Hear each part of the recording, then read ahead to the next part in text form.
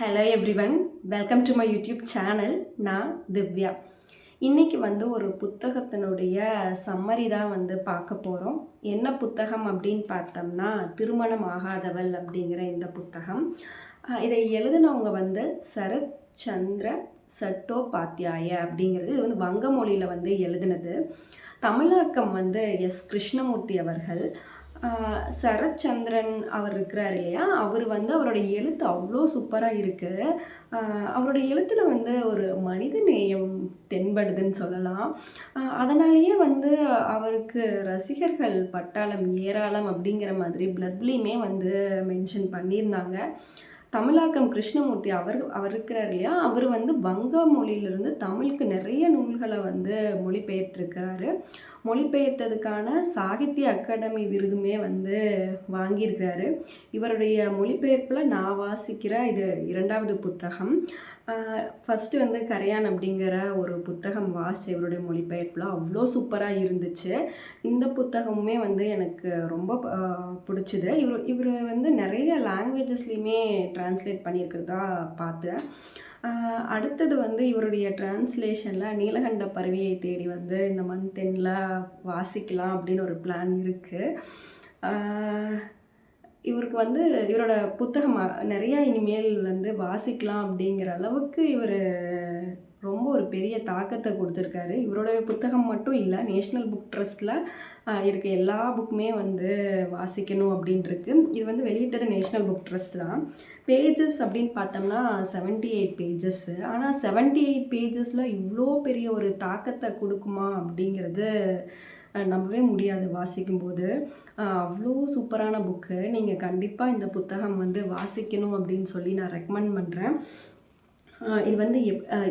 இது இந்த கதையை பற்றி சொல்லணும் அப்படின்னா, ஞானதா அப்படிங்கிற ஒரு பெண்ணை மையமாக வச்சு தான் கதை நகரும்.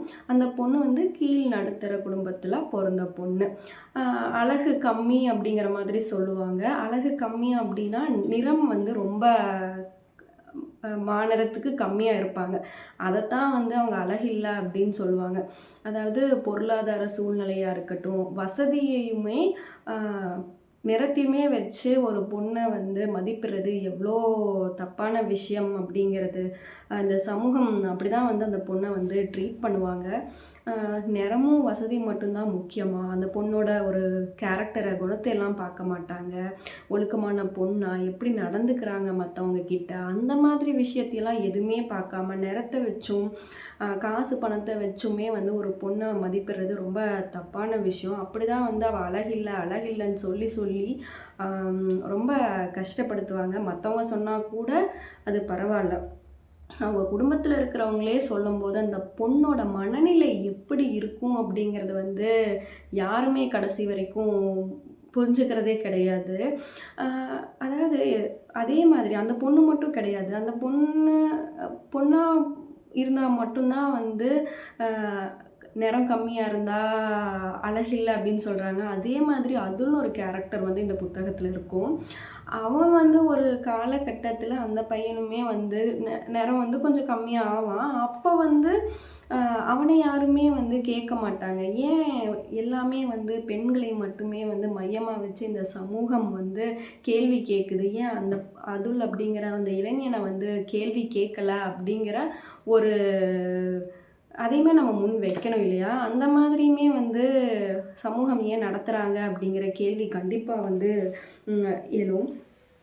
அதாவது அவங்க அப்பா இறந்து போகிற ஒரு தருணத்தில் இருப்பார். அப்போ கூட அந்த பொண்ணு அழகில்லாமல் பிறந்துருச்சு அப்படின்னு சொல்லிட்டு பார்க்க மறுத்துருவார். அதெல்லாம் எவ்வளோ ஒரு வேதனை அந்த பொண்ணுக்கு கொடுக்கும். அதுலேருந்து அந்த பொண்ணு எவ்வளோ கஷ்டப்படும். அதாவது நிறத்தை வச்சு நம்ம அப்பா இப்படி பண்ணுறாங்களே அப்படிங்கிற மாதிரி அப்படின்ட்டு. இன்னொரு விஷயம், அந்த பொண்ணுக்கும் அதில் அப்படிங்கிற கேரக்டருக்குமே ஒரு லவ் வரும். ஆனால் வெளியே தெரியாத மாதிரி அப்பப்போ பார்க்குறது அந்த மாதிரி இருக்கும். அந்த பகுதியெல்லாம் ரொம்ப நல்லா இருக்கும். ஆனால் கடைசியில் அந்த அதுல் அப்படிங்கிற பையனுமே சமூகத்தில் சொல்கிறவங்கள பேச்சை கேட்டுட்டு பணத்துக்காகவும் ஒரு கட்டத்தில் ஞானதாவை வேண்டாம் அப்படின்னு நினச்சி இன்னொரு பொண்ணு கல்யாணம் பண்ணுறதுக்கு ரெடி ஆவான். அதெல்லாம் பார்க்கும்போது ரொம்ப கஷ்டமாக இருக்கும். என்னடா பணத்துக்காக என்ன இப்படியெல்லாம் பண்ணுறாங்க அப்படிங்கிற மாதிரி இருக்கும். அப்போ அந்த பொண்ணோட நிலை பார்த்தோம்னா ரொம்ப பரிதாபம் தான் சொல்லணும்.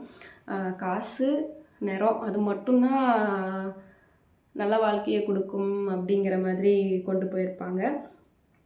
அதுக்கப்புறம் அவங்க அப்பா இறந்துருவார். உடல் நிலை சரியில்லாமல் அவங்க அப்பா வந்து இறந்துருவார். அதுக்கப்புறம் அவங்க ரொம்ப கஷ்டப்படுவாங்க. உணவு ரொம்ப புவர் ஃபேமிலி. அதனால் வந்து பக்கத்தில் இருக்கிறவங்கெல்லாம் அவ்வளோ கஷ்டப்படுத்துவாங்க. அவங்க மச்சாண்டார் ஒய்ஃபு, அப்புறம் அவங்களுடைய தம்பி ஒய்ஃபு, இந்த மாதிரிலாம் அவங்கள வந்து ரொம்ப கஷ்டப்படுத்துவாங்க.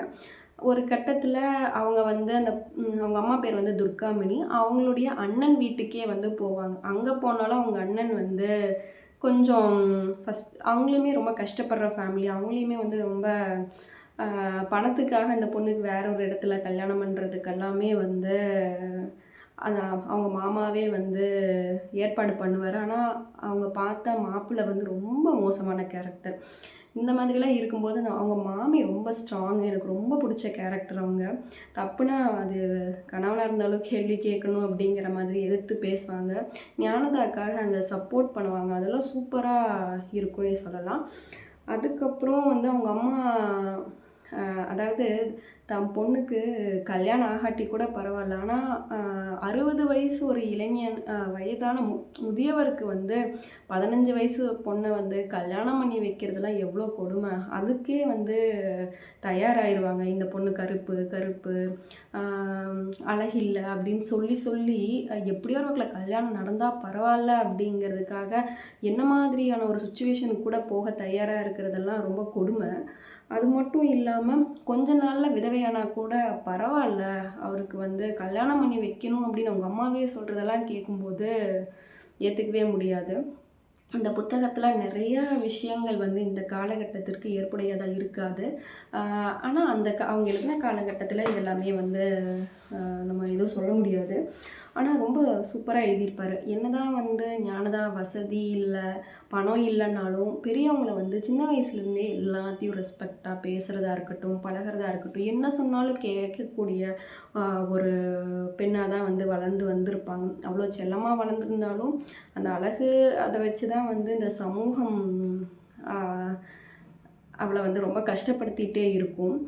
இந்த கதையில் வந்து அவங்க அந்த பொண்ணை மட்டுமே வந்து ஞானதாவை மட்டுமே வந்து அவர் குறி வச்சு சொன்ன மாதிரி இருக்காது ஆசிரியர்.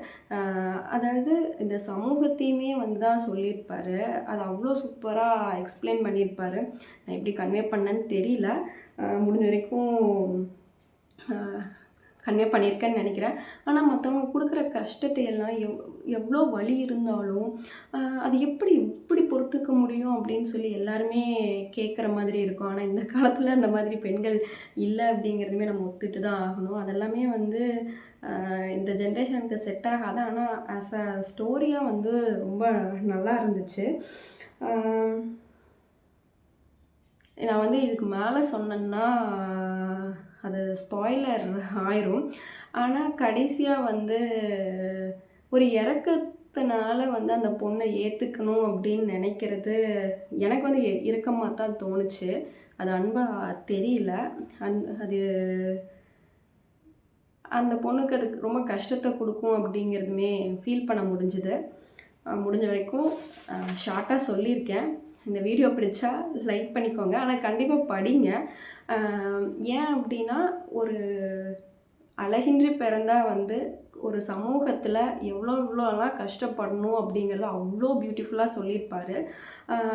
இதில் இன்னும் நிறைய கேரக்டர்ஸ் இருக்குது. அவங்க பெரியம்மா, சித்தி, சித்தப்பா அப்படின்னு சொல்லிட்டு ஒவ்வொருத்தருமே வந்து அந்த பொண்ணு அவ்வளோ கஷ்டப்படுத்தியிருப்பாங்க. அதெல்லாம் பியூட்டிஃபுல்லாக சொல்லியிருப்பாங்க. நான் ஃபுல்லாக சொன்னால் வந்து ஸ்பாய்லர் ஆயிரும் அப்படிங்கிறதுக்காக சொல்லாமல் ஷார்ட்டாக சொல்லியிருக்கேன். கண்டிப்பாக வாசிக்க வேண்டிய புத்தகம். இந்த வீடியோ வந்து பிடிச்சா லைக் பண்ணிக்கோங்க. இது வரைக்கும் சேனலை வந்து சப்ஸ்கிரைப் பண்ணலன்னா சப்ஸ்கிரைப் பண்ணிக்கோங்க.